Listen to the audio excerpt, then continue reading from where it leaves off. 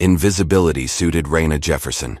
For 6 years she'd mopped floors at Voss Global headquarters, while billionaire CEO Bradley Voss built an empire that would soon monopolize global technology. When his Japanese translator collapsed during crucial negotiations with Kurihana Corporation, Raina, a janitor everyone overlooked, stunned the room with perfect nuanced Japanese. Bradley's relief quickly turned to suspicion, as this unexpected savior deftly navigated cultural complexities that had nearly derailed his trillion-dollar deal. He couldn't know that Raina's linguistic gifts weren't coincidental. She was the widow of Haruki Tanaka, the brilliant researcher whose stolen algorithms powered Bradley's military programs, and whose accident had never been properly investigated. Now, after years of patient waiting, Raina had finally positioned herself at the center of Bradley's world, ready to expose the truth behind her husband's death and the dangerous technology that would soon threaten humanity itself. Just before we get back to it, I'd love to know where you're watching from today, and if you're enjoying these stories, make sure you're subscribed. The morning sunlight filtered through the floor-to-ceiling windows of Voss Global's Manhattan headquarters, casting long shadows across the pristine marble floors. Bradley Voss adjusted his custom-tailored Brioni suit as he stared at his reflection in the glass. At 42, he was the youngest person ever to reach a net worth of $300 billion. His face had graced the cover of Fortune, Time, and Entrepreneur more times than he could count. 10 minutes until the Kurihana delegation arrives, Mr. Voss, said Sarah Wilson, his chief of staff, her voice tight with the day's tension. Bradley didn't turn around. The projections? Still favorable. If the merger goes through, you'll control 68% of the world's next-gen AI infrastructure. She paused. But the Justice Department is watching closely, not to mention the EU and Chinese regulators.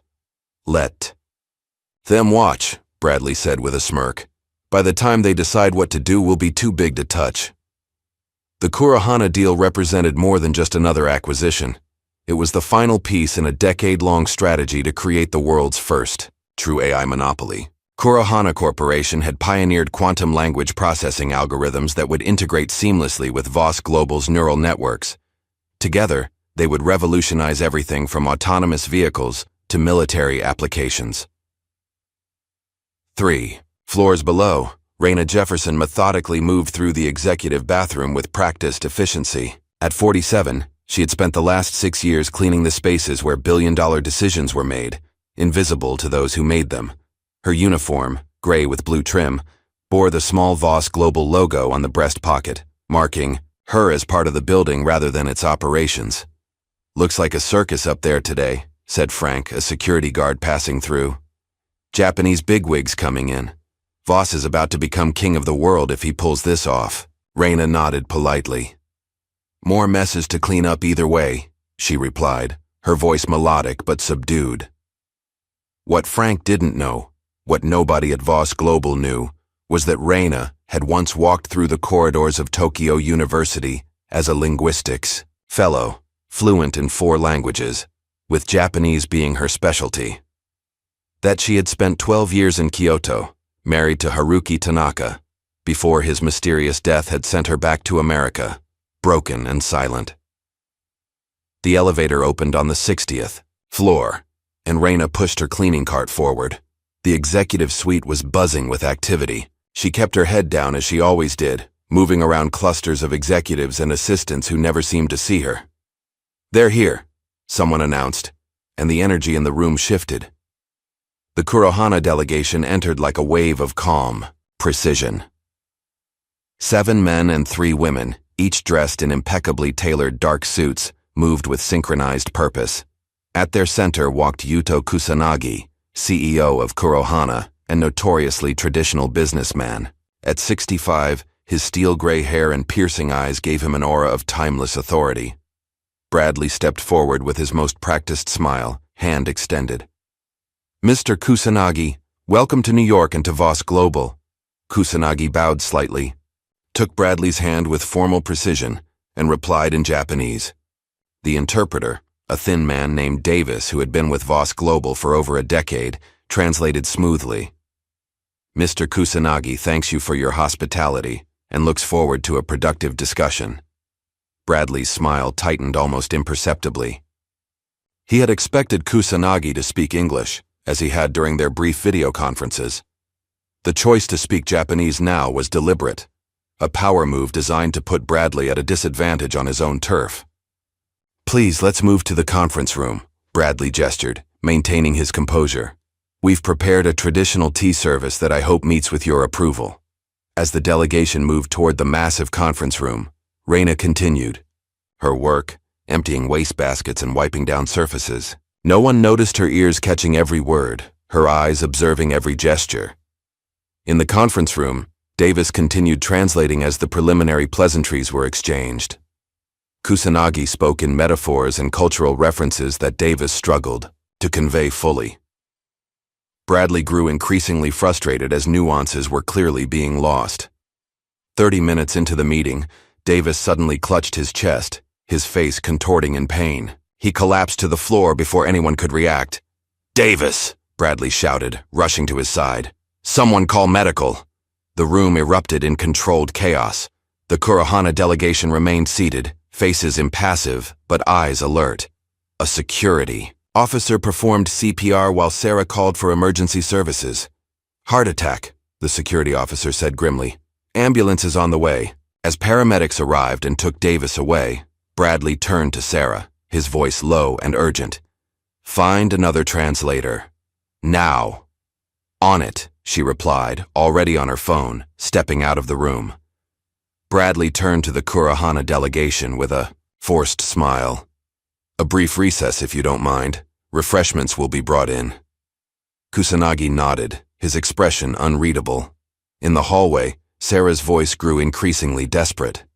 "No one. Check the entire legal department. Someone must speak Japanese." 10 minutes passed, then 20. The Kurohana executives began exchanging glances. Bradley's jaw clenched tighter with each passing moment. Reina had been quietly cleaning the adjacent room, hearing everything. She hesitated, years of invisibility making her reluctant to step forward. But something deeper, perhaps the part of her that had once stood proudly in academic halls, pushed her forward. She approached Sarah, who was still frantically making calls. "Excuse me," Reina said softly. Sarah barely glanced at her. "Not now." "I speak Japanese," Reina continued, her voice steady, fluently. Sarah stopped, finally looking at Reina, really looking at her perhaps for the first time. "You what?"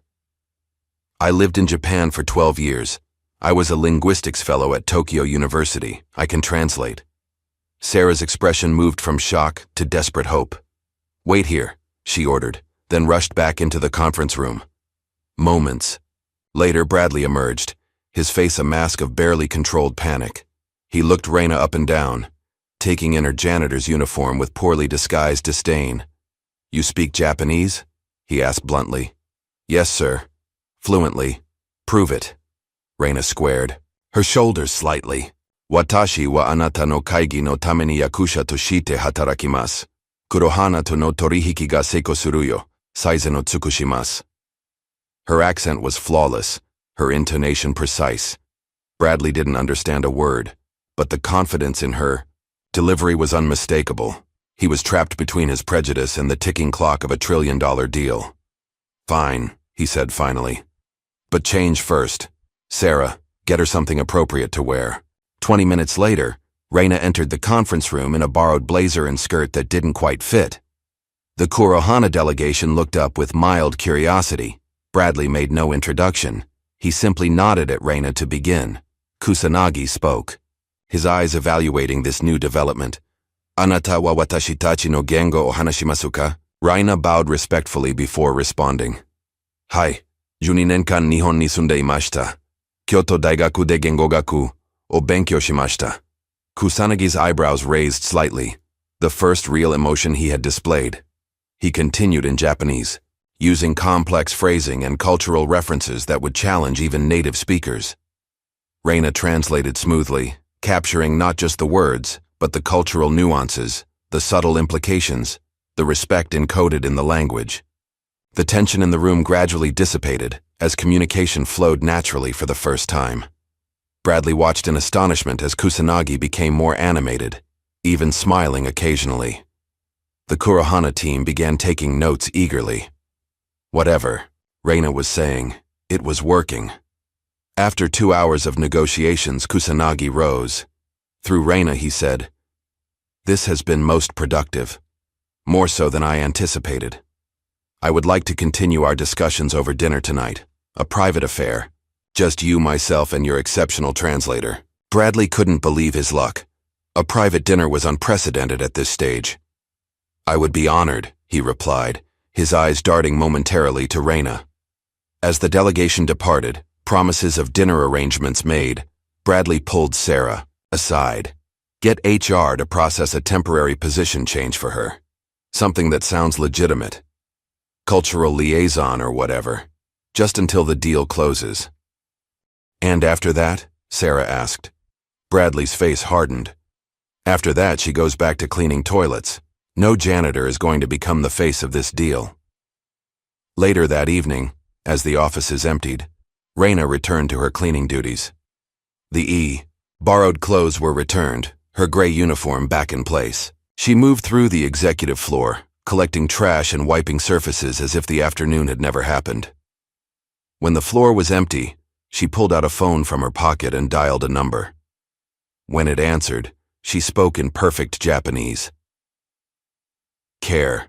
Wa watashi tachi ga omotte ita yori mo kiken desu. Demo watashi wa hairimashita. He's more dangerous than we thought, but I'm in."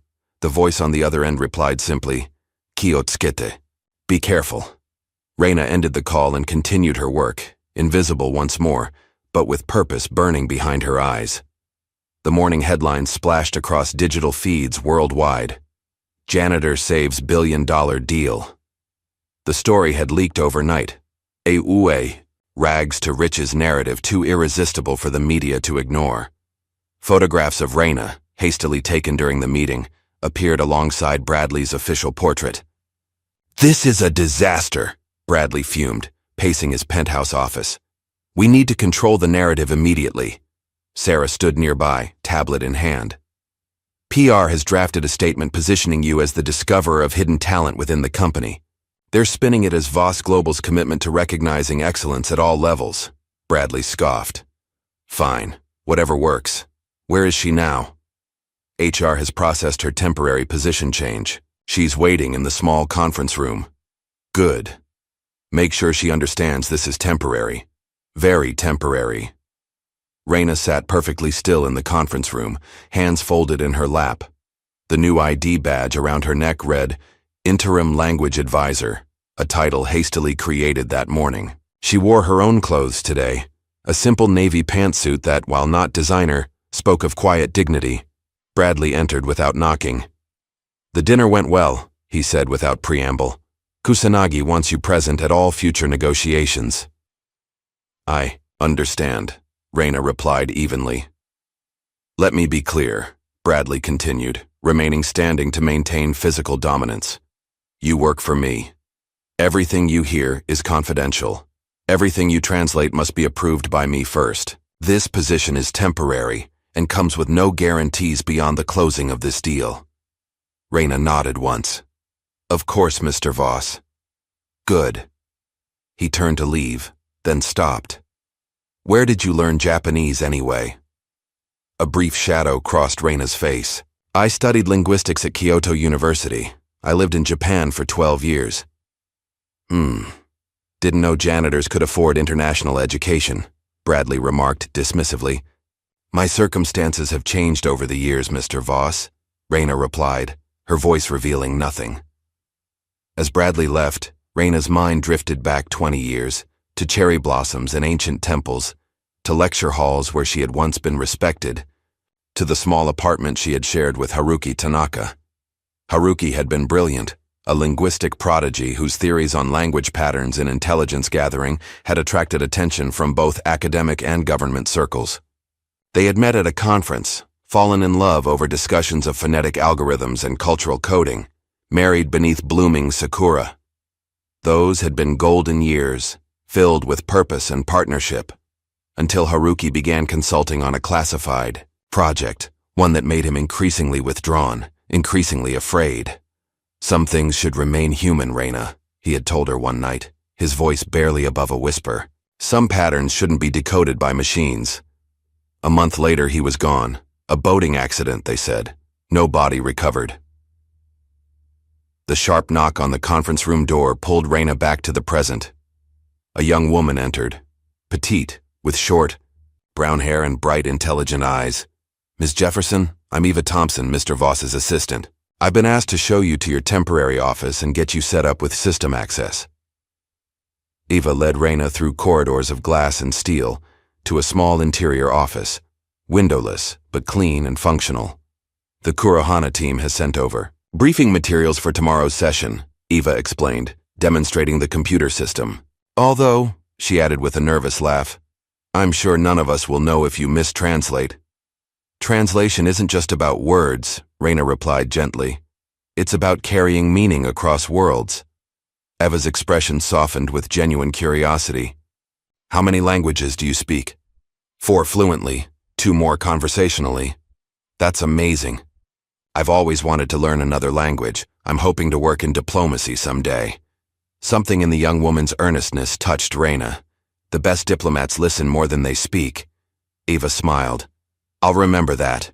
Meanwhile, across town in a sleek boutique hotel, Yuto Kusanagi sat with his core team, reviewing the previous day's negotiations. "What do we know about this translator?" he asked in Japanese. A young woman, Aiko Nakamura, sharp-featured and intense, opened a folder. Reina Jefferson, age 47, widowed, employed by Voss Global as maintenance staff for 6 years, but before that, she paused for effect.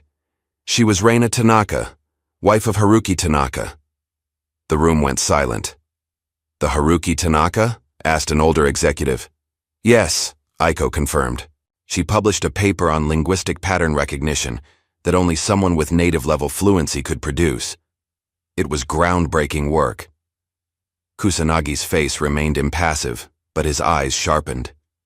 How interesting that such talent would be cleaning floors in Voss's building. "Should we be concerned?" asked another executive. "On the contrary," Kusanagi replied. "I believe we should watch very carefully indeed." Back at Voss Global, Bradley called in his chief technology officer, Lena Harrington, a brilliant, no-nonsense woman who had been with the company since its early days. "I need everything on Reina Jefferson," Bradley demanded. "Background check, security clearance, the works." Lena raised an eyebrow. "The translator? She's already cleared for building access." "Deeper, Lena. Something doesn't add up. Nobody goes from academics to pushing a mop without a story." "I'll see what I can find," Lena replied, making a note. The following day, negotiations continued in earnest. The Kurohana team presented technical specifications for their quantum language processors, technology that would integrate with Voss Global's neural networks to create unprecedented AI capabilities. Reina translated complex technical jargon flawlessly, but Bradley noticed something odd. Kusanagi occasionally used phrases that made the Kurohana team exchange glances, yet Reina's translation seemed to smooth these moments over. During a break, a young man approached Reina in the hallway. He seemed nervous, fidgeting with his Voss Global ID badge. "Ms. Jefferson, I'm Tom Baker from HR. We're conducting some additional verification for your temporary position." Reina nodded politely, but her eyes had caught the slight discoloration around his badge photo, a telltale sign of hasty forgery. "Of course," she replied.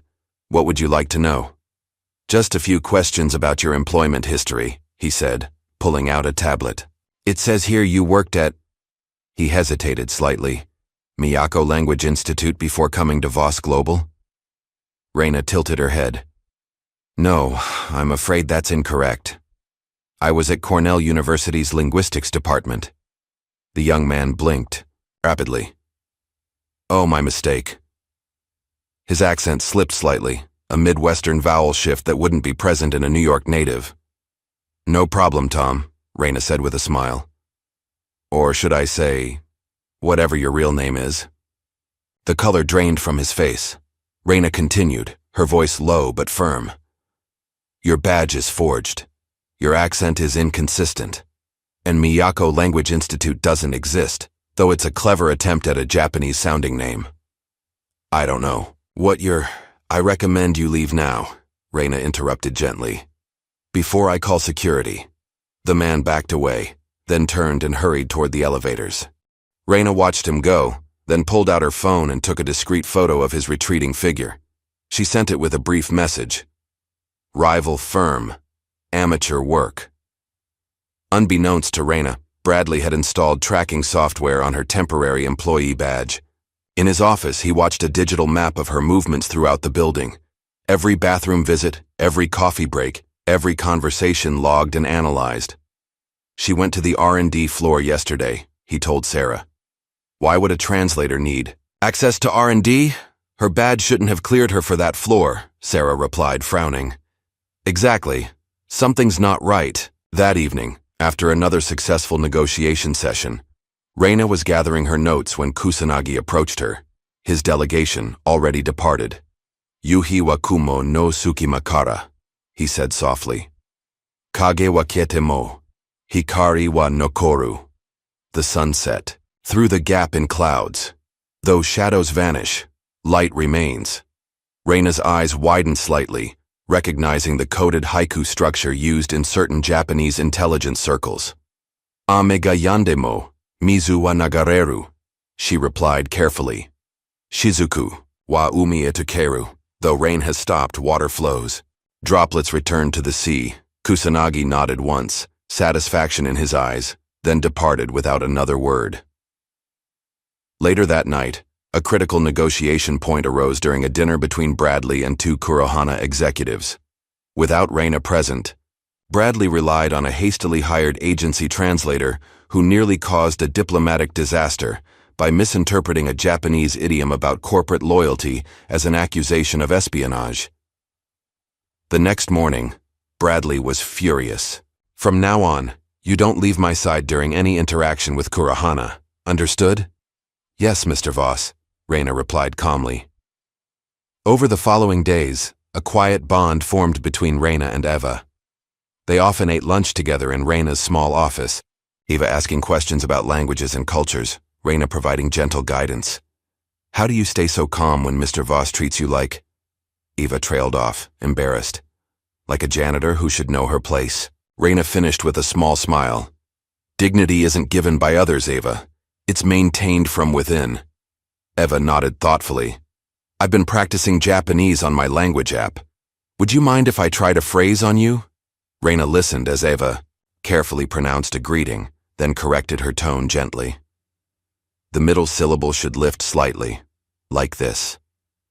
As days passed, Lena Harrington's investigation into Reina's background hit unusual roadblocks. Most of her records from her time in Japan are sealed or redacted, she reported to Bradley. That's not normal for an academic. Bradley's paranoia deepened. Keep digging. After a long day of negotiations, Reina visited a small cemetery on the outskirts of the city. The gray tombstone was simple, engraved with kanji characters that spelled out Tanaka Haruki, with dates marking a life cut short at 38. She placed a single white chrysanthemum on the grave, a symbol of truth. In Japanese culture, I miss you, she whispered in Japanese. But I'm close now, so close to finishing what you started. The sound of footsteps on gravel made her turn. A man in a trench coat stood several yards away, his face half hidden in shadow. You shouldn't have come back, he said in accented English. Reina stood facing him without fear. Hello, Kazuo. It's been a long time. The man stepped forward, his features now visible, Asian, mid-50s, with a thin scar running along his jawline. This is dangerous, Reina. For everyone. I know exactly what I'm doing, she replied. Do you? He challenged. Bradley Voss isn't just another corporate shark. What he's planning with that AI goes far beyond business. That's why I'm here. Kazuo shook his head. Haruki would want you safe, not walking into the dragon's lair. Reina's expression hardened. Haruki would want the truth exposed, no matter the cost. As they stood in silent confrontation, The pieces of a much larger game began to align, a game that had started years ago with a brilliant linguist's death and would soon shake the foundations of the corporate world's most powerful AI empire. The cemetery had grown quiet as darkness settled around Raina and Kazuo. Their conversation hung in the cool evening air, weighted with unspoken history. "We should talk somewhere safer," Kazuo said, glancing around the empty graveyard. "Too many ears in this city." They walked to a small ramen shop several blocks away. The cramped interior was warm and fragrant, with steam rising from pots behind. The counter. They took seats in the back corner, ordering in Japanese. When the server left, Kazuo leaned forward. "Voss is developing military applications for the merged technology," he said, his voice barely above a whisper. The linguistic processing algorithms from Kurohana, combined with Voss's neural networks, would create the perfect propaganda machine, capable of identifying cultural pressure points, generating tailored misinformation, manipulating entire populations through their native languages. Reina's fingers tightened around her cup of tea. That would violate every ethical guideline in Japan. Kusanagi would never agree. Unless he doesn't know, the military contracts are buried deep, compartmentalized even within Voss Global. "How did you learn this?" Kazuo's eyes darkened. "The same way Haruki did." The implications hung heavily between them. Raina's mind flashed back to Haruki's growing anxiety in the weeks before his death, his cryptic warnings about machines that could weaponize language itself. "I need proof," Reina said finally. "Something concrete I can take to Kusanagi." "Be careful. Voss didn't build his empire by letting threats live long." The next morning, Kusanagi arrived at Voss Global with a smaller delegation than usual. His demeanor seemed different, more deliberate, more testing. In the conference room, he began discussing contract terms that hadn't been previously mentioned. His language became increasingly nuanced, filled with cultural references and traditional Japanese business idioms. "Kono keiyaku wa 3 no shuki de 5 kai no kika no fukumu. Shikashi, ukai no tori no yoni, watashi tachi wa jiyu otamotsu." Bradley looked expectantly at Reina for translation. "Mr. Kusanagi says the contract should have a 3-year cycle with 5 renewal periods," she translated smoothly. "However, like the cormorant bird in traditional fishing, we must maintain freedom while being guided." Bradley frowned. "What does that mean exactly?" "It's a cultural reference," Reina explained. "In traditional Japanese fishing, cormorants have rings around their necks so they can't swallow the larger fish they catch. They work for the fishermen but can't take the most valuable catches for themselves. Mr. Kusanagi is suggesting that, while our companies will work together, neither should restrict the other from independent development." Kusanagi nodded appreciatively at her interpretation. Bradley looked between them, a flash of suspicion crossing his face. "Tell Mr. Kusanagi, we agree in principle, but the specifics of independent development would need careful definition in the contract." As the meeting continued, Kusanagi introduced increasingly complex cultural landmines in the negotiations, phrases and concepts that only someone with deep understanding of Japanese business culture would recognize as significant. Each time, Reina navigated them flawlessly, earning subtle nods of approval from the Kurohana team. Later that day, Reina was organizing translation notes when she intercepted a memo that had been mistakenly included in her document batch. It was addressed to the Voss Global Board, outlining the Translator Redundancy Plan, a strategy to replace human translators with an AI system being developed in parallel with the merger negotiations. The memo stated, "While the current human translator has proven unexpectedly adequate, the JLT-5 prototype is now achieving 94% accuracy in cultural nuance recognition. We anticipate full deployment capability by Q3, eliminating the need for human intermediaries in international negotiations." Reina photographed the memo discreetly before returning it to the batch. Her face remained impassive, but her mind was already calculating this new information. Bradley Voss paced his office, agitation evident in every movement. On the screens behind his desk, video feeds showed various angles of the day's negotiations. "Did you see how they looked at her?" he demanded of Lena Harrington. "Like she's some kind of linguistic messiah. This was supposed to be my deal, my moment." The board is pleased with the progress, Lena reminded him, her pragmatism a counterpoint to his ego. I'm not paying you to repeat obvious facts, Bradley snapped. What did you find on her background? Lena opened a tablet. Her file is peculiar. Employment history is straightforward enough. She worked at Cornell after returning from Japan. But her academic records from Kyoto have significant redactions. And her husband's death certificate lists accident as cause, but the case was reviewed by Japanese intelligence. Intelligence? A linguistics professor had intelligence connections? Apparently. And here's something else interesting. 3 months after his death, she liquidated all their assets in Japan and returned to the US with virtually nothing. Took the janitorial position here 6 years ago, with falsified references claiming no higher education. Bradley stopped pacing. She deliberately hid her qualifications to get a menial job in my building? That's not just strange, it's suspicious.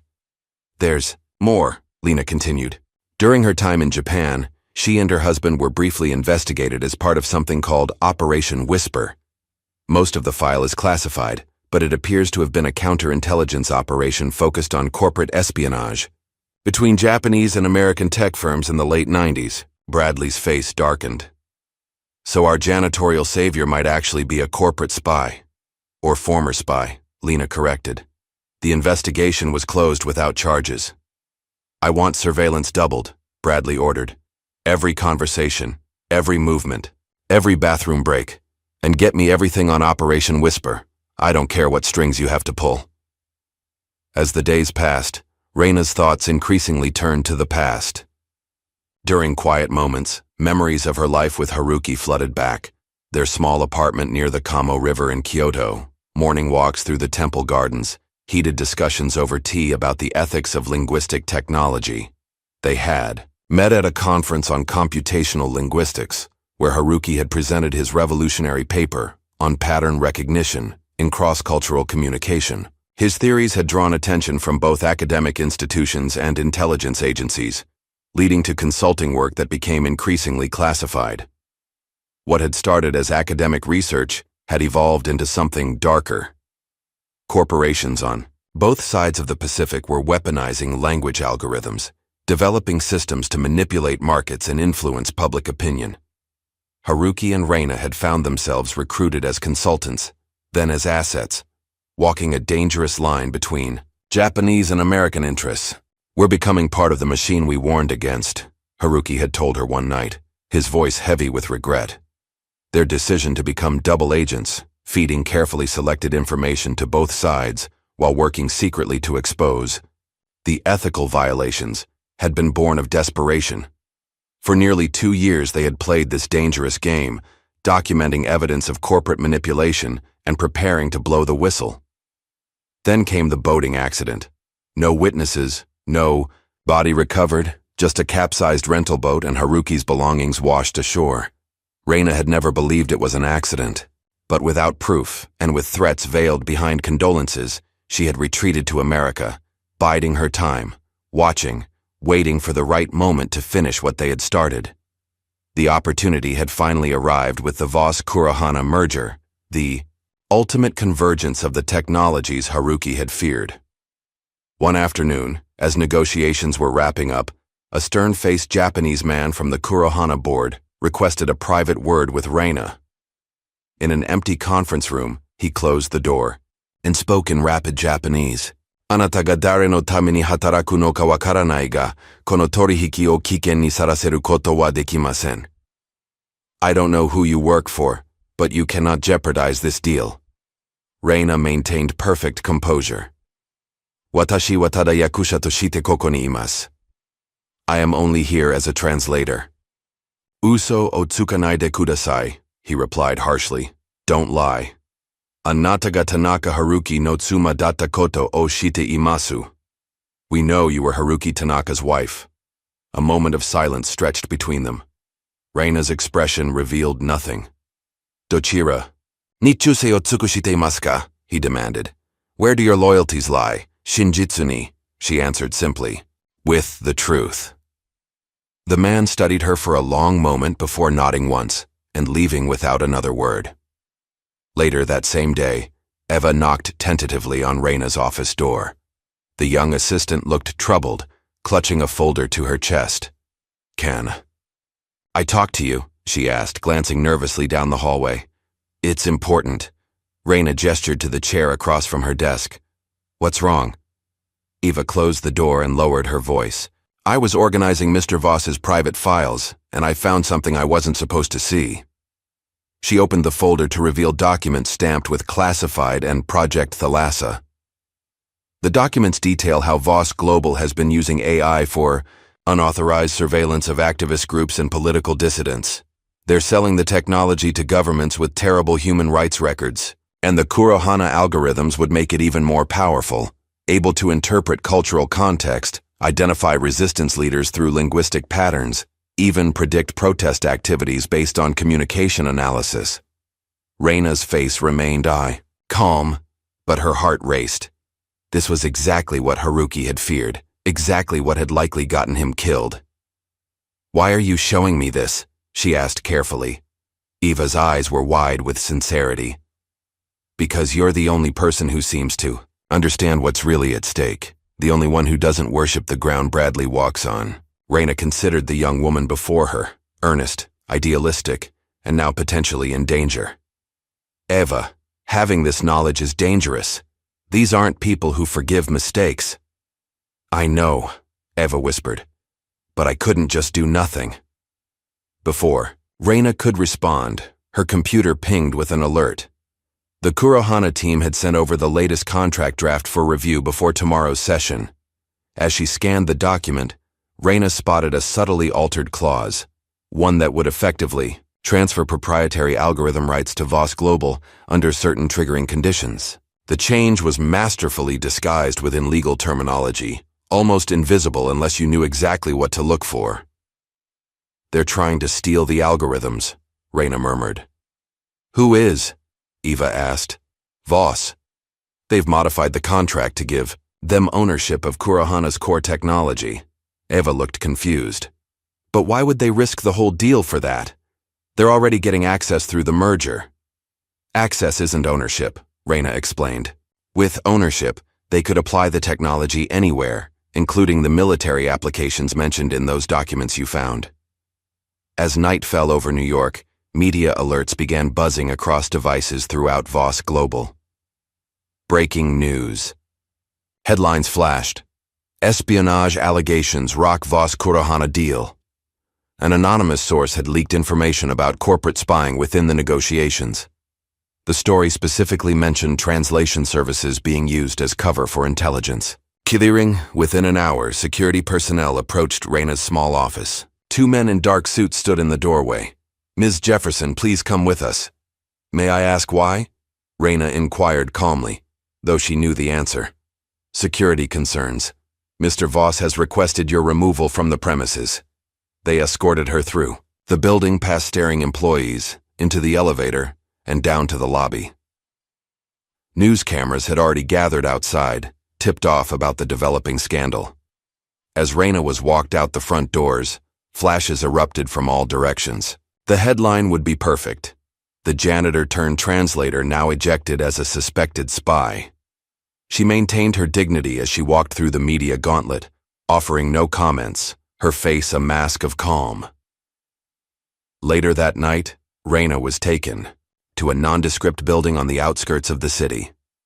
The room they placed her in had no windows, only a table and 2 chairs.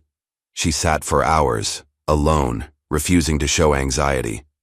When the door finally opened, she was surprised to see not an interrogator but Yuto Kusanagi himself. "Ms. Jefferson," he said in English, "I apologize for the theatrics. This isn't Kurohana's doing? The media leak? No. That was Bradley's desperate attempt to control the narrative. But this," he gestured to the room, "this is my doing. I needed to speak with you away from Voss's surveillance." He sat across from her.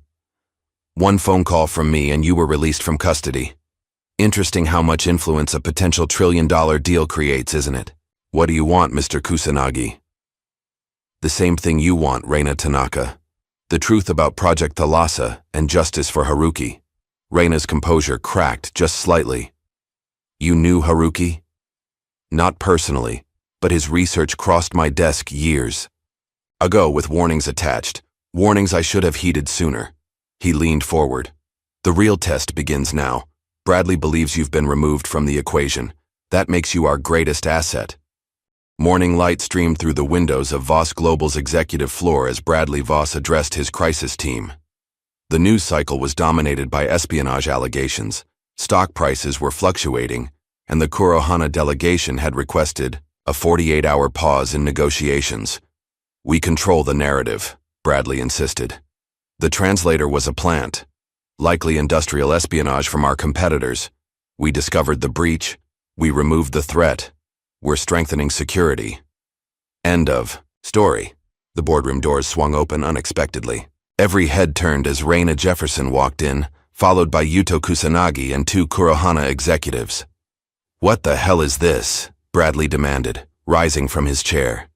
"Your security is quite impressive, Mr. Voss," Kusanagi said pleasantly, "but diplomatic immunity creates interesting exceptions." "Diplomatic," Bradley sputtered, looking at Raina with undisguised hatred. "Ms. Jefferson has been appointed as a special cultural attaché to our delegation," Kusanagi explained. "Her unique insights are invaluable to these negotiations." Bradley's face flushed with anger. "This is my company, you can't just—" "We can and have," Kusanagi interrupted, his voice suddenly steel beneath silk. "Unless you wish to explain to your board why a $1 trillion deal collapsed over your personal vendetta."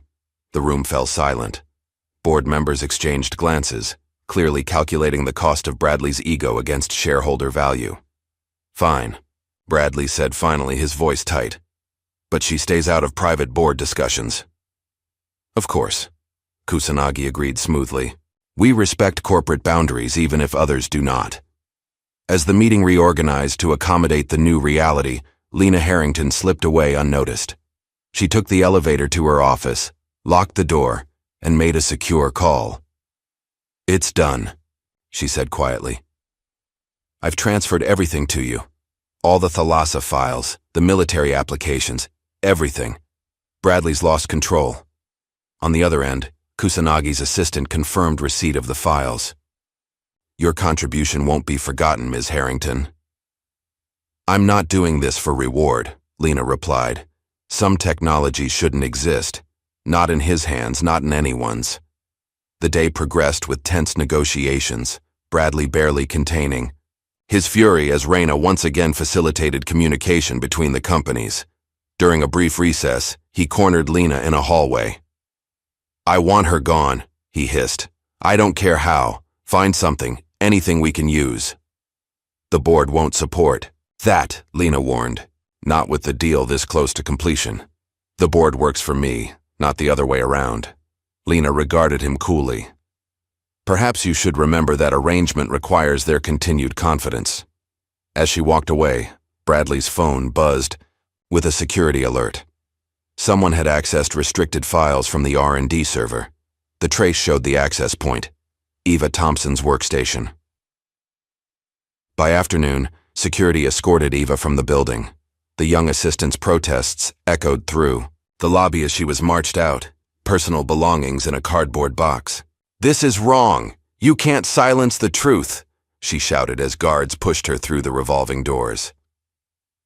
Raina watched from an upper-floor window, her face grim. She pulled out her phone and sent a text. "Ava needs extraction. Plan B." Meanwhile, Kusanagi's team presented a dramatically revised deal structure, one with a 48-hour deadline and complex cultural clauses embedded throughout the legal framework. "These additions are unnecessary," Bradley objected. "They complicate a straightforward business arrangement." "On the contrary," Kusanagi replied, "they simply ensure that our partnership is built on mutual respect rather than exploitation." The said implication hung in the air. Kusanagi knew about the contract manipulation attempt. As Raina translated the exchange, she caught Bradley's eye. His look of pure hatred sent a chill through her, despite her outward calm. That evening, as most employees left for the day, Raina accessed a secured terminal using credentials Lena had secretly provided. What she found confirmed her worst fears. The AI technology Bradley planned to deploy was indeed based on Haruki's stolen research.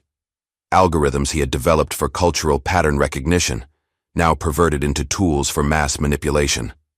Her mind flashed back to their last week together in Japan.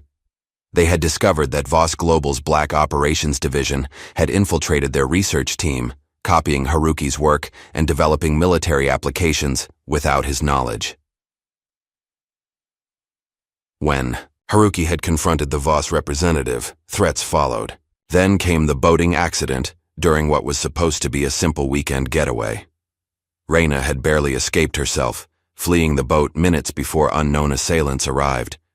She had watched from shore, hidden in the trees, as they searched the vessel, then scuttled it to sink. She'd heard enough of their conversation to know they worked for Voss. With no body recovered, Haruki was declared missing, then dead. Reina had gone underground, changing her name back to Jefferson, her identity before marriage, and eventually making her way into Voss Global as a janitor, invisible, forgotten, but watching and waiting. Now, 6 years later, she finally had access to the evidence that could bring justice for Haruki and prevent the weaponization of his work. The following day, Kusanagi arranged a cultural training session for the Voss executive team, a requirement of the revised deal terms. The centerpiece was a traditional tea ceremony demonstration. Reina led the session, explaining the significance of each movement, each gesture. When Bradley's turn came to receive the ceremonial tea bowl, Reina performed a subtle variation in the ritual, one that any Japanese person would recognize as a profound insult, suggesting the recipient was unworthy of respect. Kusanagi and his team noticed immediately. Several covered their mouths to hide their shock. Bradley, oblivious to the cultural subtext, drank the tea with his usual impatience. The message was clear to everyone who understood. Bradley Voss had been publicly shamed without saying a single word. Later that afternoon, Eva returned, not as Bradley's assistant, but as a junior envoy for Kurohana Corporation, complete with diplomatic credentials. Mr. Kusanagi recognized my potential, she explained to a stunned security team that could not legally prevent her entry due to her new status. She made her way directly to Reina, slipping her a flash drive during a brief embrace. Everything you need is here, she whispered. Documents proving Voss forged approvals for UN technology oversight boards. They've been deploying restricted AI in conflict zones for years. That night, Kazuo met Raina at a secure location, a small apartment, registered to a shell company. You've gone too far, he warned. Bradley is cornered, and cornered predators are the most dangerous. I can't walk away, Reina insisted. Not now, not when we're so close. Haruki would want you alive more than he'd want justice. Reina's eyes flashed with rare anger. Don't tell me what Haruki would want. He died because he refused to let his work be perverted into weapons. The best way to honor him is to finish what he started. Kazuo studied her for a long moment. There's something you should know. Kusanagi isn't just doing this for ethical reasons. Kurohana has military contracts too. Different ones, but still weapons development. I know, Reina replied calmly. There are no saints in this game, Kazuo. But right now, Kusanagi is the devil who serves my purpose. And when he doesn't anymore, then I'll deal with him too. Kazuo sighed deeply. Then at least don't go alone tomorrow. Let me back you up. No more shadows, Reina said firmly. No more proxies. This time, I face him directly. The next morning, Bradley convened an emergency executive summit to salvage what he could of the deal and his reputation. Board members, legal teams, and PR consultants filled the main conference room, strategizing damage control. No one noticed Reina enter until she was already at the front of the room. Conversations died mid-sentence as heads turned. She stood tall, no longer the invisible janitor or the accommodating translator, but a woman with purpose burning in her eyes. Watashi tachi wa mada owata imasen, she said in clear, ringing Japanese. We're not done, then switching to English so everyone would understand. But you are. The executive boardroom had fallen into stunned silence. Reina's words hung in the air, a declaration of war delivered with chilling calm. Bradley's face contorted with rage. But before he could respond, the doors opened again. Yuto Kusanagi entered, followed by his core team and several unfamiliar men in suits who radiated the unmistakable aura of government officials. "What is the meaning of this?" Bradley demanded, struggling to maintain composure in front of his board. Kusanagi bowed slightly. "My apologies for the interruption, Mr. Voss. I've taken the liberty of sharing our revised negotiation terms with your board directly." He gestured to one of his assistants, who distributed tablets to each board member. "You've gone behind my back?" Bradley's voice rose dangerously. "Not at all," Kusanagi replied smoothly. "I'm simply ensuring transparency. As part of our revised terms, we're appointing Ms. Jefferson as our official cultural strategist for the remainder of the negotiations." He tapped his tablet, and a pre-recorded video began playing on the main screen. In it, Kusanagi formally introduced Raina as a vital bridge between their companies, praising her unique insights and cultural expertise. "This is my company," Bradley hissed. "You don't make appointments here." A silver-haired board member, Diane Foster, cleared her throat. "Actually, Bradley, we need to discuss this. If Kurohana insists on Ms. Jefferson's involvement as a condition of the deal—" "She was our janitor," Bradley exploded, instantly regretting his outburst as board members exchanged uncomfortable glances. "And yet," Diane continued evenly, "she's demonstrated exceptional value to these negotiations, value that has impressed our potential partners enough for them to specifically request her continued involvement." The implications were clear. The board was prioritizing the trillion-dollar deal over Bradley's personal vendetta. Over the next few days, Bradley's grip on his empire began to slip. Financial news outlets ran stories questioning his leadership. Investors called emergency meetings. Social media erupted with memes about the billionaire CEO brought low by a janitor. Meanwhile, Raina quietly arranged a meeting with the U.S. Attorney's Office. In a secure conference room, she presented evidence about Voss Global's illegal surveillance program, codenamed Thalassa. "This AI system has been deployed domestically without FISA court approval," she explained to the stern-faced federal prosecutors. "It uses linguistic pattern recognition to flag individuals for enhanced surveillance based on cultural and ethnic markers." She slid across documents showing deployment in predominantly immigrant neighborhoods. "This violates not only privacy laws but constitutional protections against unreasonable search." The lead prosecutor studied the evidence. "Where did you obtain these files, Ms. Jefferson?" "They were discovered during standard due diligence for the Kurohana merger," she replied carefully. "As cultural liaison, I had legitimate access to materials relevant to the deal's ethics compliance." It wasn't entirely true, but it established a paper trail that couldn't be easily dismissed as corporate espionage. The next morning, news broke that a federal investigation was being opened into Voss Global's domestic surveillance activities. The company's stock plummeted 11% before noon. In an emergency damage control session, Bradley paced like a caged tiger. "This is a coordinated attack. First the Translator, then Kusanagi, now federal prosecutors. Someone is pulling strings." "The evidence appears legitimate," the company's chief legal officer admitted reluctantly. "If Thalassa was indeed operating domestically without proper authorization—" "Every tech company gathers data," Bradley snapped. "We're being singled out because we're the biggest target." "There's more," Sarah Wilson interrupted, looking up from her tablet. "The Privacy and Civil Liberties Oversight Board just announced public hearings on AI surveillance. They're specifically citing Voss Global as a case study." Bradley's face darkened. "Find out who leaked Thalassa. I want them buried." Meanwhile, Lena Harrington was preparing to testify before a closed Senate Intelligence Committee hearing. In a small preparation room, she reviewed her notes while her attorney advised her on procedure. "You need to be precise about the directives you received," the attorney cautioned, "especially regarding the algorithm biases." Lena nodded grimly. "I have documentation showing Bradley explicitly ordered us to implement targeting parameters based on linguistic markers associated with specific immigrant communities and activist groups. And you raised ethical concerns?" "Repeatedly. I was told that ethical concerns were secondary to effectiveness." She looked down at her hands. I should have resigned then. Instead, I tried to mitigate from within. Your testimony will help ensure these abuses don't continue, her attorney assured her. After Lena's devastating testimony leaked to the press, Bradley realized his position was becoming untenable. He requested a private meeting with Raina, arranging to meet in a neutral location, a reserved room at the New York Public Library. Raina arrived precisely on time, dressed in a simple navy suit, her face composed. Bradley was already waiting, looking haggard despite his expensive clothes. "Let's cut to the chase," he said without preamble.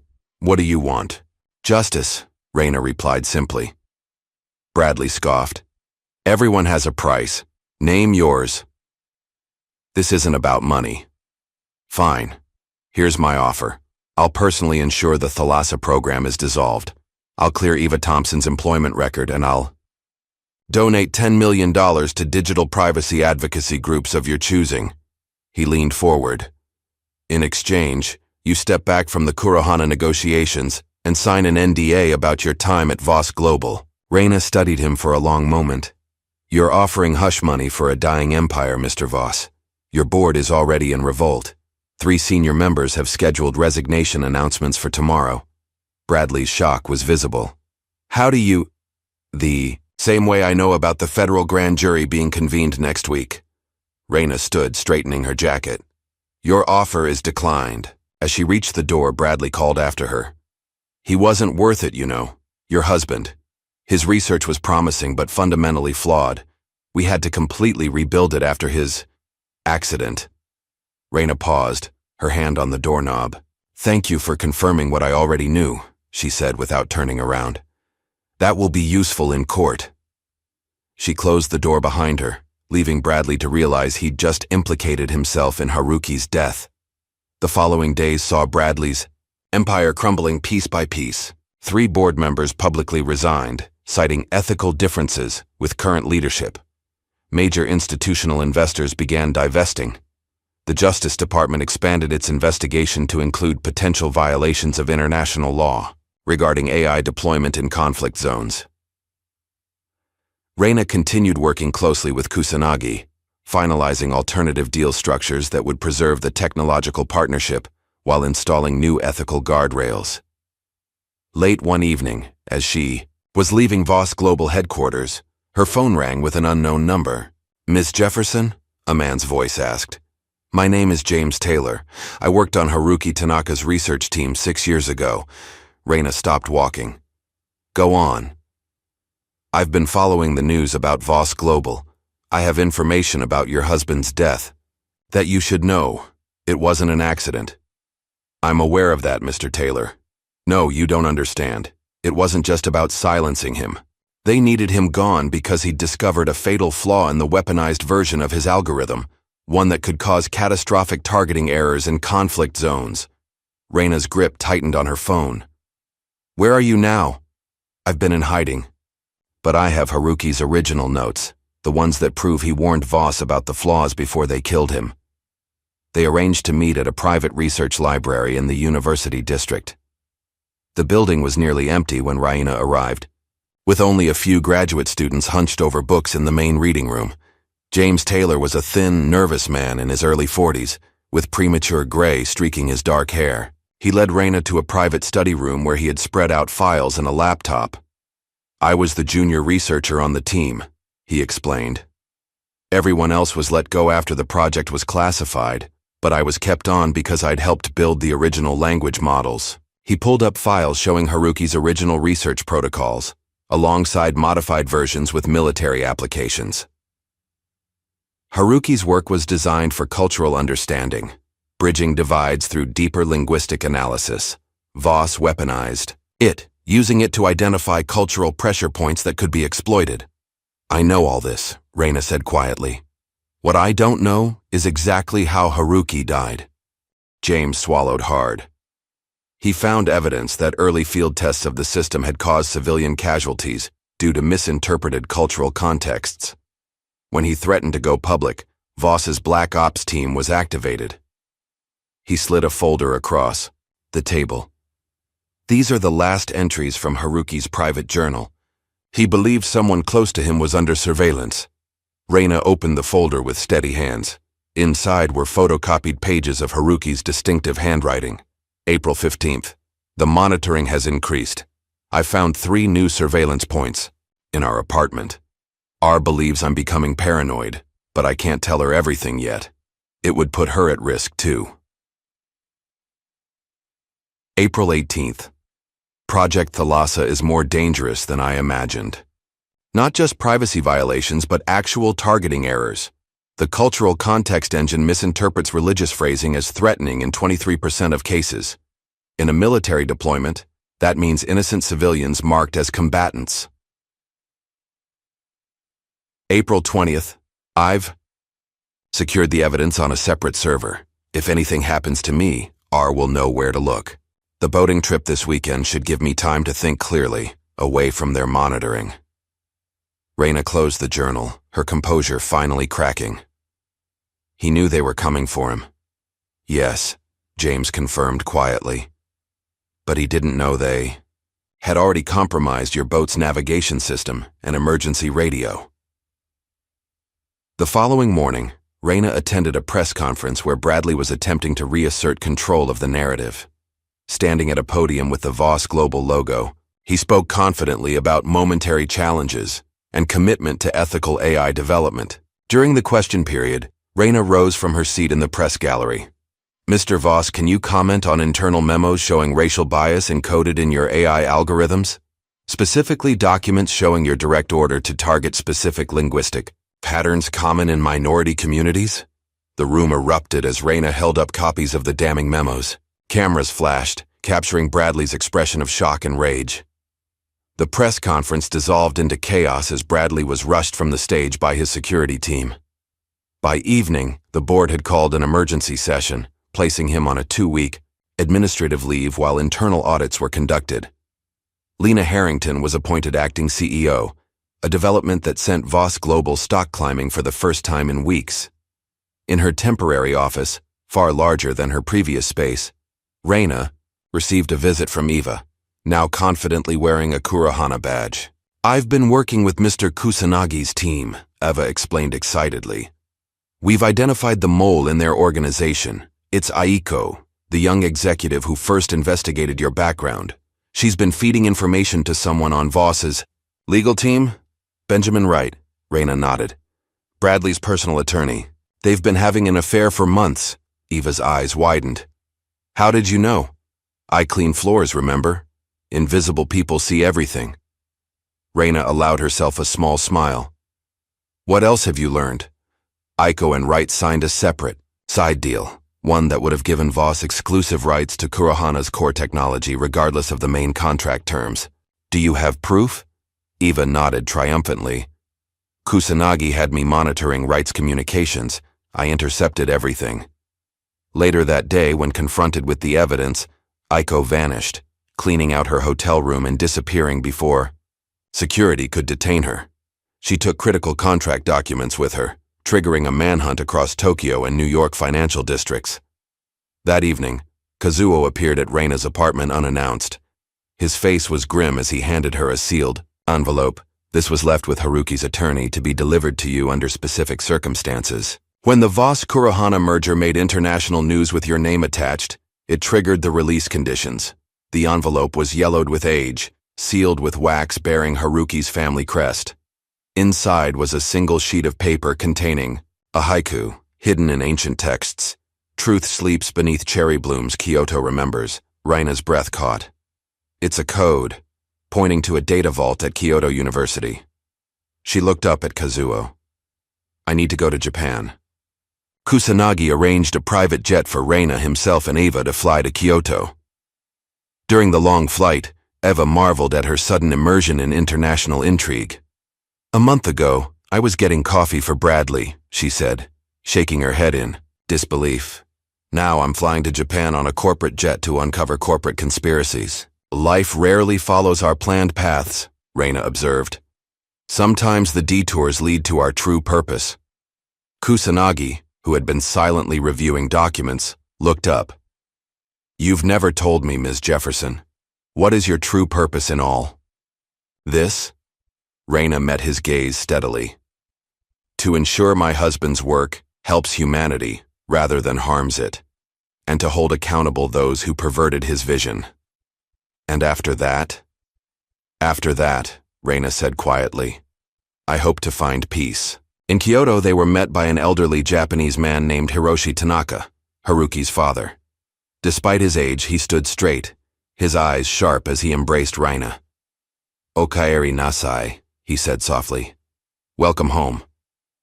Tadaima, she replied, tears finally breaking through her composed exterior. I'm home. With Hiroshi's help, they made their way to Kyoto University's ancient archives. The data vault Haruki had referenced wasn't digital but physical, a hidden compartment in the university's rare manuscript collection, accessible only to those who understood the reference in his haiku.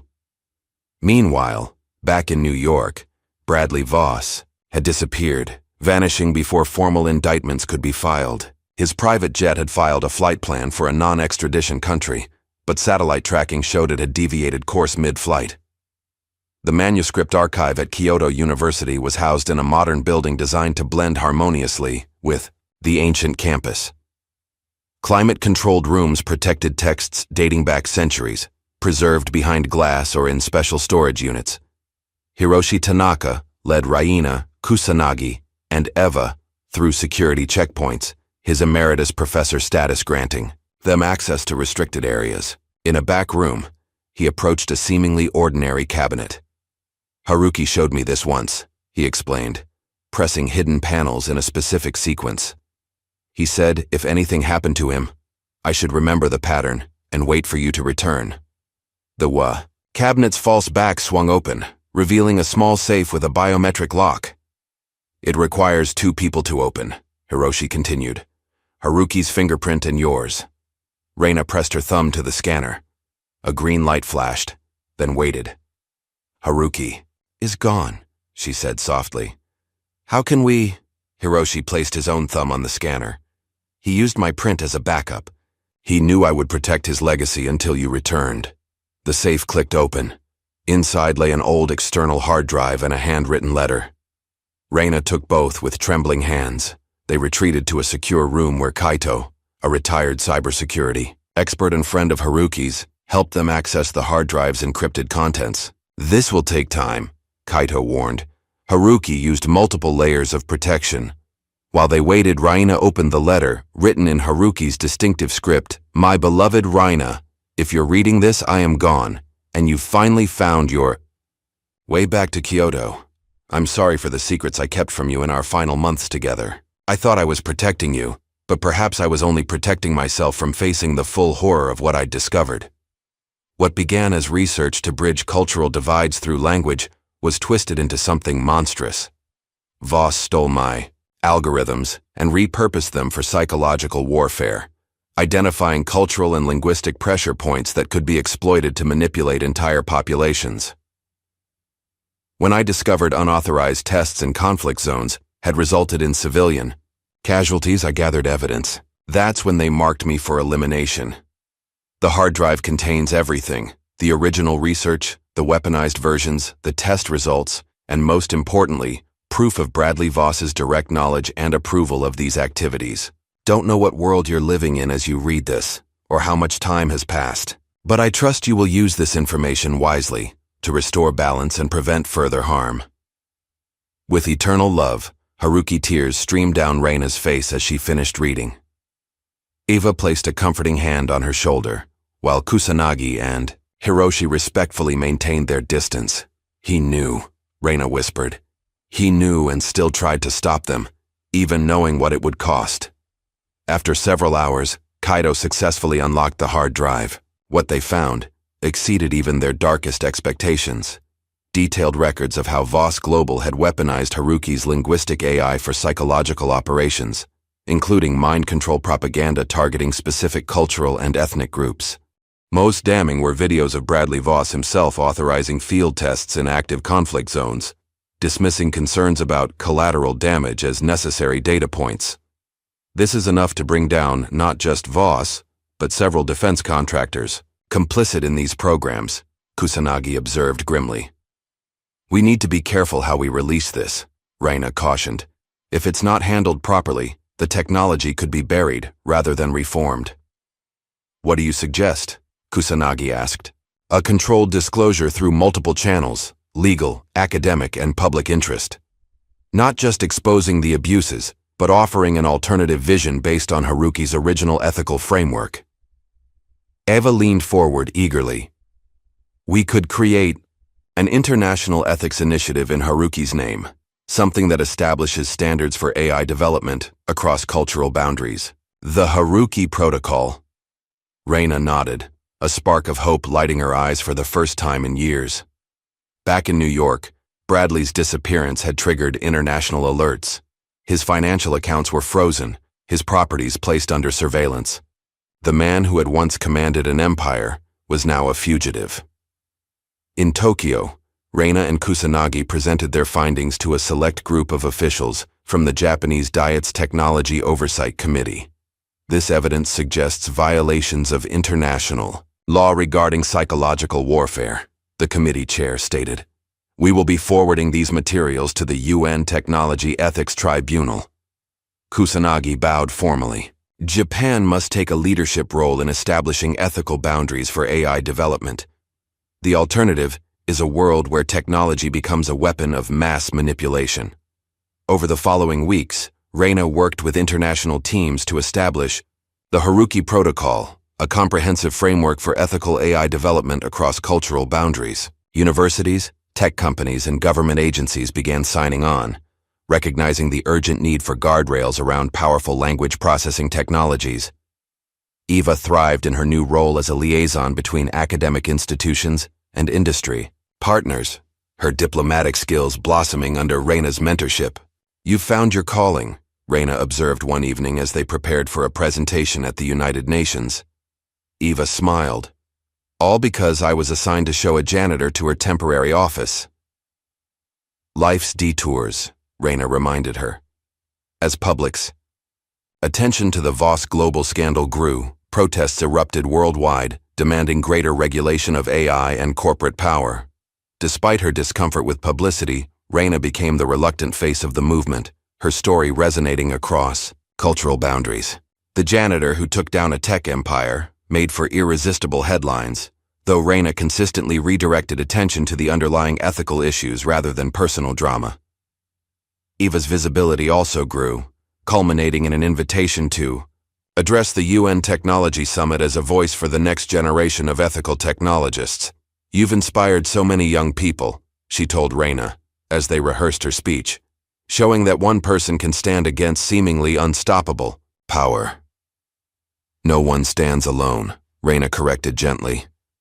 Remember that when you speak to the world. Just as momentum seemed to be building toward meaningful reform, Bradley Voss resurfaced on an encrypted broadcast that hijacked major news networks. His appearance was shocking, unshaven, wild-eyed, but still commanding as he declared, "The woman, known as Reina Jefferson, is not a hero. She is a traitor to American innovation, a foreign agent who infiltrated my company to steal proprietary technology." Behind him, screens displayed apparent evidence of Reina's espionage, including doctored emails and fabricated intelligence reports. Today, I'm launching Project Mimic, a truth restoration initiative that will expose the lies being spread about American technology leadership. The broadcast cut to what appeared to be Reina herself, confessing to working as a foreign agent. The deepfake was nearly perfect, capturing her speech patterns and mannerisms with uncanny accuracy. Within hours, similar videos appeared showing world leaders making alarming statements, declarations of emergency powers, accusations against rival nations, announcements of radical policy shifts. Markets plunged as uncertainty spread. The technology behind the deepfakes was immediately recognizable to Reina. It was built on Haruki's stolen research, his linguistic pattern recognition algorithms perverted into the perfect tool for manufacturing disinformation. With her public credibility under attack, Reina was forced to go dark, retreating to a secure facility provided by Kusanagi's security team. There, she worked with a small group of trusted experts to analyze the deepfake technology. It's definitely based on Haruki's work, she confirmed, studying the code patterns. but expanded and weaponized beyond anything he could have imagined. Meanwhile, Kazuo, Ava, and Lena coordinated efforts to track down the source of Project Mimic's broadcasts, using old-school techniques that couldn't be compromised by digital surveillance. "We need to stay analog," Kazuo instructed. "No digital communications, no connected devices. We go back to basics." Their investigation led them to an abandoned data center in the Nevada desert, a facility once owned by a Voss Global subsidiary, before being officially decommissioned. Satellite imagery showed it was still drawing massive amounts of power from the grid. "That's our target," Kazuo confirmed. "But we can't just shut it down. Bradley would have fail-safes. We need to neutralize the AI without triggering its defenses." Reina had been unusually quiet during the planning session. Finally, she spoke. "I know how to defeat it." All eyes turned to her. Haruki built a backdoor into his original algorithms. A linguistic kill switch that would force the system to stand down if it detected certain phonetic patterns in sequence. It was his insurance policy against misuse. "Would it still work after all Voss's modifications?" Lena asked skeptically. "The core pattern recognition engine would be largely unchanged. It's the foundation everything else is built upon." "The kill switch targets that foundation. How do we deploy it?" Eva asked. "We don't," Reina replied. "I do. Live on global broadcasts, speaking directly to the AI." The plan was dangerous, requiring Reina to expose herself publicly again. But it offered their best chance of neutralizing Project Mimic before it caused irreparable damage to global stability. In Japan, Reina sought out her old linguistics mentor, Professor Yumiko Sato, now in her 80s but still mentally sharp. For 3 days, they worked intensively on cryptographic language patterning, techniques for embedding commands within natural speech that the AI would recognize but human listeners would not detect. Haruki was brilliant to devise this. "Professor," Sato observed, "a linguistic failsafe that survives translation across multiple languages." "He never trusted machines completely," Reina said softly. "He believed human oversight was essential for any advanced system." When Reina was ready, they arranged a simultaneous broadcast across major networks worldwide. Using Kusanagi's connections and Lena's authority as acting CEO of Voss Global, they secured the necessary platform. As cameras prepared to roll, Eva squeezed Reina's hand. "You can do this." Reina nodded, her face composed but her heart racing. This was the moment everything had been building toward, her chance to reclaim Haruki's legacy and neutralize the weapon created from his work. The red light blinked on, and Reina began speaking to the world, and to the AI monitoring her words. She moved seamlessly between languages, embedding the cryptographic patterns within seemingly normal statements about truth, technology, and human dignity. As she spoke, technical teams around the world began reporting anomalies in the deepfake, broadcasts, glitches, hesitations, artifacts appearing in the generated content. Halfway through her address, the deepfakes began breaking down visibly, their artificial nature now obvious to viewers, as Reina's linguistic commands disrupted the underlying algorithms. In Saitama, the Nevada facility, Bradley watched in mounting horror as his technological weapon began turning against him. He frantically typed override commands, trying to reassert control over the system. "Execute priority override alpha," he shouted at the screens. "System, respond to controller authorization." But the AI no longer recognized his authority. Instead, it was responding to a deeper programming layer, one he had never known existed, embedded by Haruki years earlier. In desperation, Bradley activated what he believed was a digital kill switch, a self-destruct protocol for the entire Mimic system. The facility's screens flickered, then displayed a simple message. "Override rejected system responding to primary authorization." Tanaka. R. Bradley's face contorted with rage and disbelief. Even now, at the end, the janitor had beaten him. As dawn broke over Tokyo, Reina stood at the window of Kusanagi's corporate headquarters, watching the city awaken. The last 24 hours had been a whirlwind. Her linguistic countermeasures had successfully disabled Project Mimic, federal agents had raided the Nevada facility, and Bradley Voss had been taken into custody after a brief standoff. But this wasn't the end. It was merely the beginning of something much larger. "The press is waiting," Ava said softly, appearing at her side. "Are you ready?" Raina nodded, straightening her simple black blazer. "As ready as I'll ever be." The press conference was held in Kurohana's main auditorium. Hundreds of journalists from around the world filled the seats, cameras flashing as Raina and Kusanagi took the stage. "Today, we are announcing the formation of the Haruki Protocol," Kusanagi began, his voice solemn. "An international ethics initiative designed to establish clear boundaries for artificial intelligence development, particularly in cross-cultural contexts." He stepped aside, yielding the podium to Raina. Camera flashes intensified as she adjusted the microphone. "6 years ago, my husband, Haruki Tanaka, was killed because he discovered the weaponization of his research," she began, her voice steady. "Today we honor his sacrifice by ensuring that linguistic AI technology serves humanity rather than controls it." She outlined the core principles of the Haruki Protocol: transparency in AI development, ethical oversight by diverse cultural representatives, strict prohibitions against psychological manipulation, and regular public auditing of AI systems with access to personal data. "This isn't just about one company or one technology," she concluded. "It's about establishing guardrails for our collective future, one where technology amplifies human connection rather than exploits human vulnerability."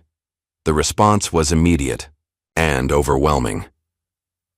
By evening, tech companies across Asia and Europe had issued statements of support. Universities pledged to incorporate the Haruki Protocol into their computer science ethics curriculum. Even Voss Global, under Lena Harrington's interim leadership, announced its commitment to the new standards. 2 days later, the Japanese Diet held an emergency session to discuss the implications of Project Mimic and the broader issue of weaponized AI.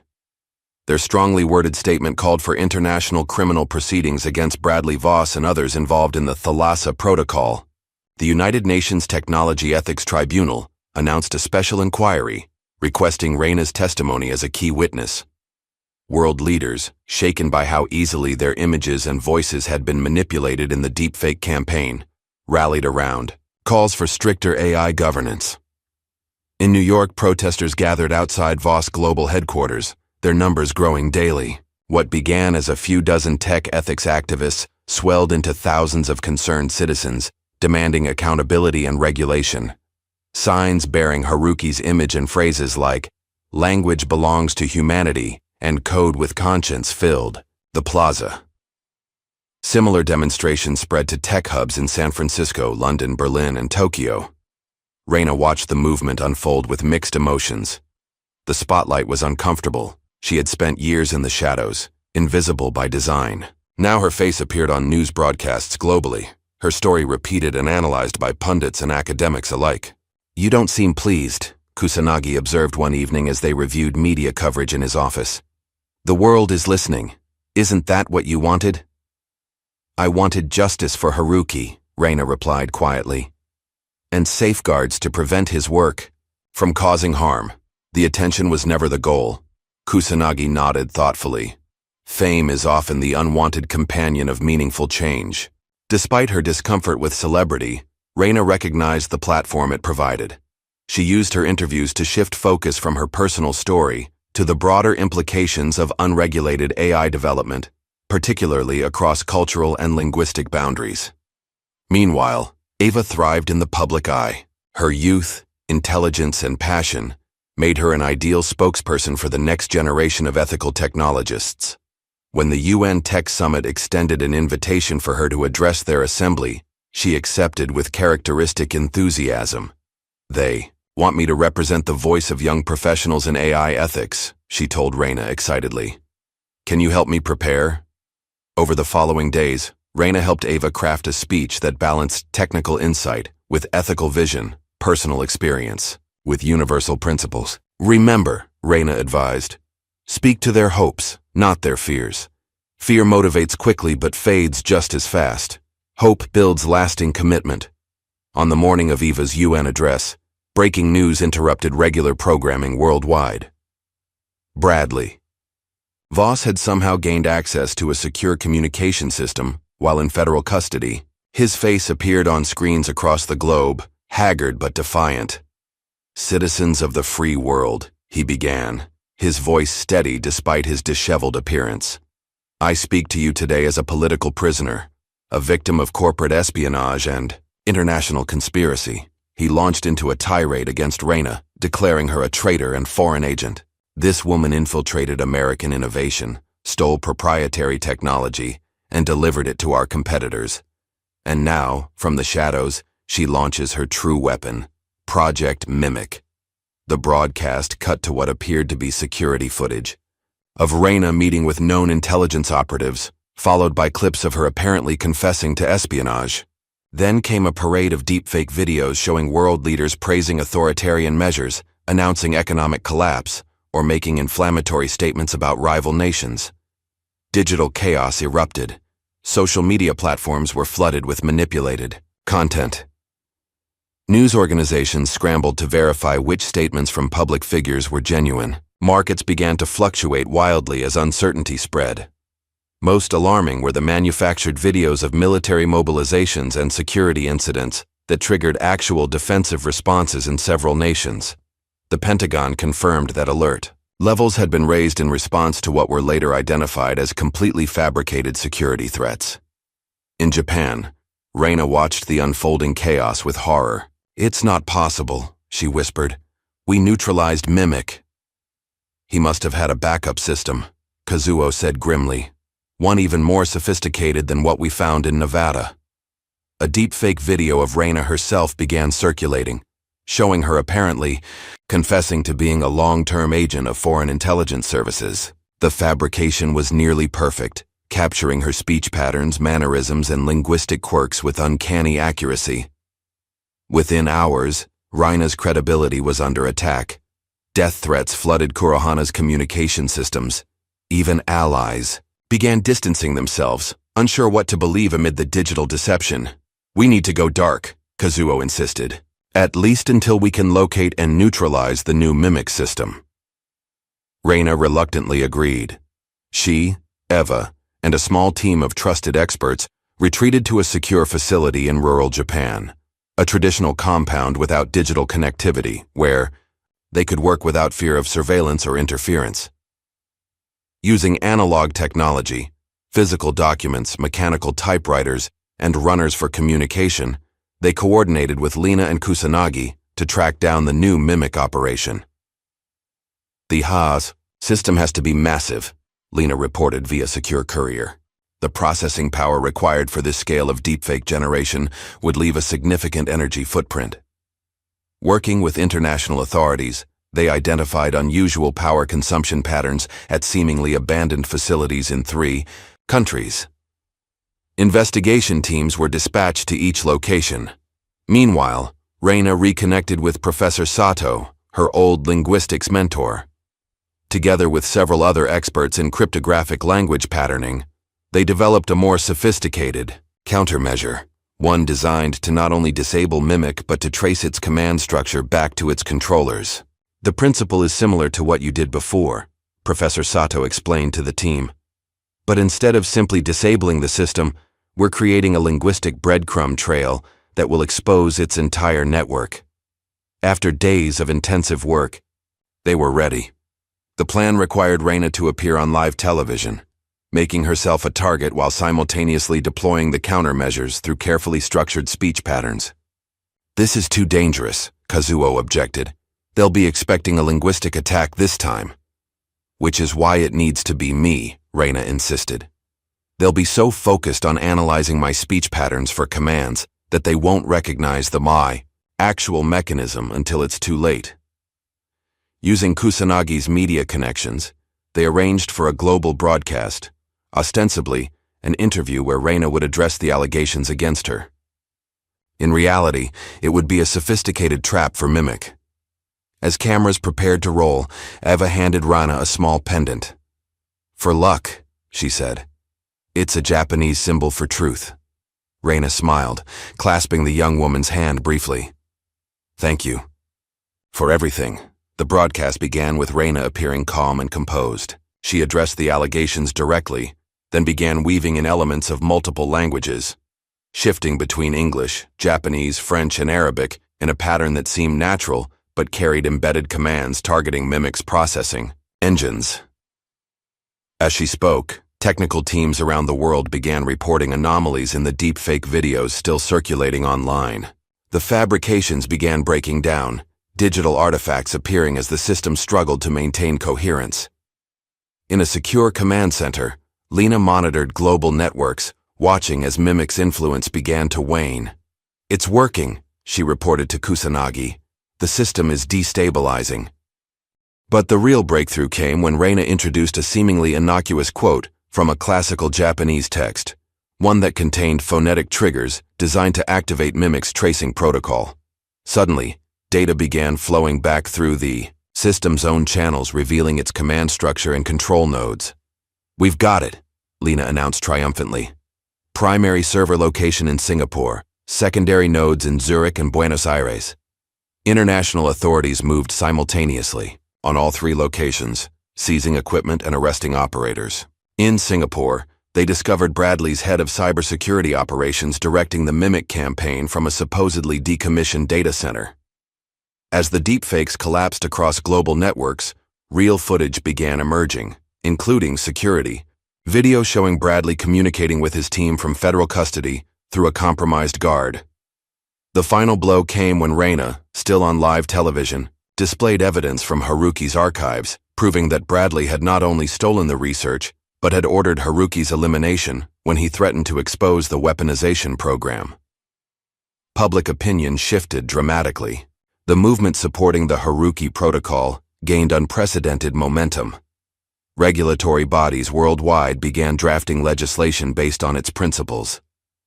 In a last desperate move, Bradley attempted to trigger a digital kill switch, a protocol designed to wipe all evidence from Mimic servers before authorities could complete their investigation. But when he entered the command, nothing happened.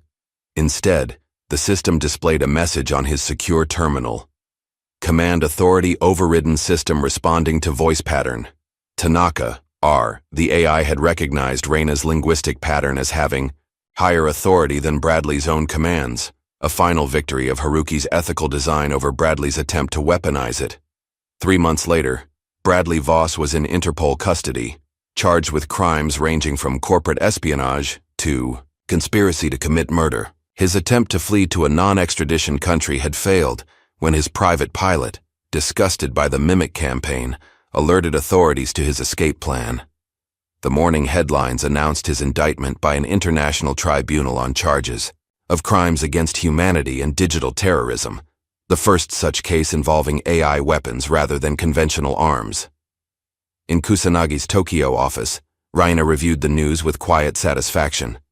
The justice she had sought for 6 years was finally being realized. More importantly, Haruki's work was now being properly understood and protected. The UN Secretary General has requested you lead the Permanent Commission on AI Ethics, Kusanagi informed her, placing the formal invitation on his desk. It would make you the most influential voice in global technology policy. Reina studied the embossed document thoughtfully, then slid it back across the desk. "I'm declining." Kusanagi raised an eyebrow. "May I ask why?" "Because it's not my place," she replied simply. "I was the bridge, the connection between Haruki's vision and the world that needed it. But carrying that vision forward requires different talents." She smiled. "I'm recommending Eva for the position, with support from a diverse advisory council. She has the diplomatic skills, the technical understanding, and most importantly, the moral clarity to guide this work into the future." Kusanagi nodded slowly. "And what will you do?" "I've been offered a position at Voss Global, or whatever it will be called after the restructuring. Lena wants me on the ethics board, not as an employee, but as an independent advisor." She looked out the window at the Tokyo skyline. "I think Haruki would approve of transforming what Bradley built into something beneficial." Later that week, Kusanagi called a press conference to make a surprising announcement. He was retiring as CEO of Kurohana Corporation, effective immediately. Recent events have clarified what truly matters, he told the assembled media. I have been blessed with success beyond measure, but also burdened with knowledge beyond sharing. He revealed what only his inner circle had known. He had been battling a terminal illness for several years, managing his condition while completing what he now described as his final mission. My last wish is for the bridge Haruki Tanaka envisioned, the one connecting East and West through deeper understanding, to become reality, not through technology alone, but through human wisdom guiding technological power. The news of Kusanagi's condition sent ripples through the business world. Tributes poured in from global leaders and industry titans alike. Many speculated about the timing of the Voss-Kurohana negotiations, wondering if Kusanagi had accelerated the confrontation knowing his time was limited. 2 months later, Eva published her memoir, Invisible Voice: How a Janitor's Courage Changed Global Tech. The book chronicled Reina's journey from academic linguist to janitor to ethical crusader, contextualizing it within larger questions about technology, power, and human dignity. It became an instant bestseller, translated into 27 languages. Universities added it to their ethics curriculum. Tech startups cited it as inspiration for more humane business models. For Reina, the attention remained uncomfortable but bearable, knowing it served Haruki's larger purpose. She began declining most interview requests, focusing instead on rebuilding her life beyond the shadow of Voss Global. She accepted a visiting professorship at Kyoto University, teaching a course on intercultural communication and linguistic ethics. Her students, bright young minds from around the world, reminded her of herself decades earlier, before tragedy had redirected her path. Language is power, she told them during her first lecture. It shapes thought, defines identity, and bridges worlds. Our responsibility is to ensure that power serves humanity rather than controlling it. Meanwhile, Aiko, the Kurohana executive who had betrayed them, was eventually captured in Macau. Rather than face prosecution, she agreed to a unique rehabilitation program designed by Reina herself. Instead of prison, Aiko was assigned to work in conflict zones, using her linguistic skills to facilitate communication between opposing factions. Punishment alone doesn't heal the world, Reina explained when questioned about this decision. Redirecting talent toward restoration does. As seasons changed, Reina found herself increasingly drawn back to the quiet rhythms of Japan. The country that had once been her home with Haruki began to feel like home again. She rented a small house near the Kamo River in Kyoto, not far from where they had lived together. On the anniversary of Haruki's death, she visited his grave, now properly tended and surrounded by cherry trees. She brought a small bonsai, a Japanese black pine that symbolized resilience and endurance, and planted it beside the headstone. From her bag, she took Haruki's journal and her old janitor's badge from Voss Global. She placed them at the base of the stone, symbolic offerings marking the completion of her long journey. "It's done," she said softly in Japanese. "Your work is protected now. Your vision lives on." She sat in peaceful silence as afternoon sunlight filtered through the cherry branches, feeling a sense of completion that had eluded her for years. The burden she had carried since Haruki's death, the dual weight of grief and purpose, felt lighter somehow, transformed by fulfillment. A week later, Kyoto University hosted an international symposium on ethical AI development, featuring student presentations from around the world. Reina attended not as a speaker, but as an observer, taking a seat in the back row of the auditorium. The presentations were impressive. Young minds grappling with complex questions of technology and ethics, proposing innovative solutions that balanced progress with responsibility. Haruki would have been proud to see his concerns taken so seriously by the next generation. As the symposium concluded and attendees filed out, a young girl, perhaps 12 years old, approached Reina hesitantly. She had been part of a student observation program, watching the proceedings with wide-eyed attention. "Anata no yo ni shinjitsu o kataru koto ga dekiru to ina," the girl said in perfect Japanese. "I want to speak truth like you one day." Reina smiled, genuinely touched. "Sor nara hanashite," she replied gently. "Then speak. The girl looked confused. Sordak? That's all? So, Reina nodded. Hanashite. Soshite sekai ni kiku yo ni shinasai. Yes, speak, and let the world listen.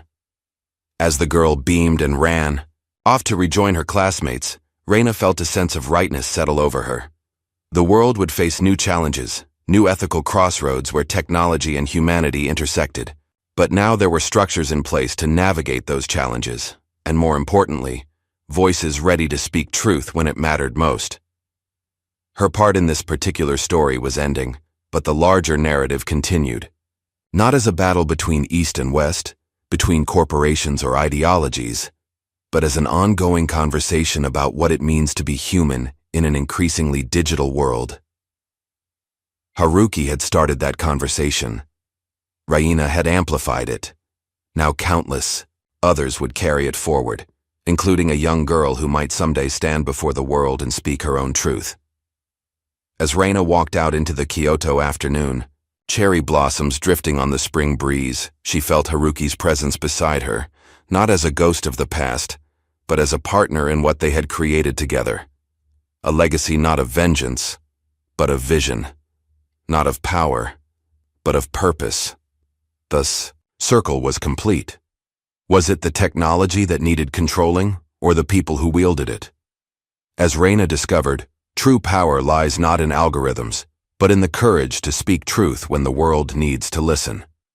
If this story moved you, hit like, subscribe, and share to support more narratives.